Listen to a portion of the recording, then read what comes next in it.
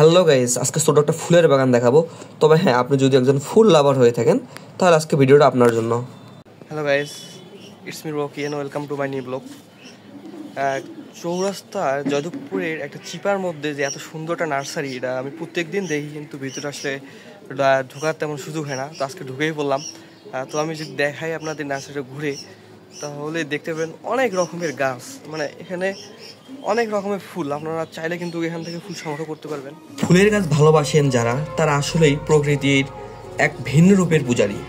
এদের কাছে ফুল কেবল উদ্ভিদ নয়, এটি যেন জীবনের প্রতিচ্ছবি। ফুলের গাছ প্রেমীদের কাছে প্রতিটি ফুলই যেন এক একটি করে ছোট গল্প।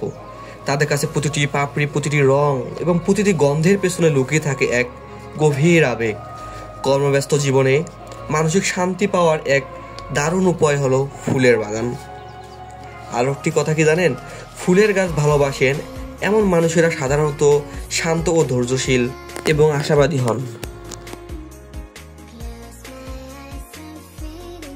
এত ছোট একটা গলির ভিতরে এত সুন্দর একটা বাগান আসলে মানুষের মনোমুগ্ধ করে দেয়। এক্সামের লাস্ট দিনে তাই আমি আর নিজেকে সামলাতে পারলাম না, ভেতরে প্রবেশ করলাম আর সেখানকার মুগ্ধকর পরিবেশটা অনুভব করলাম। তো গাইজ, এই ছিল আজকের ভিডিও। দেখাবে নতুন কোনো এক ভিডিওতে। আল্লাহ হাফেজ।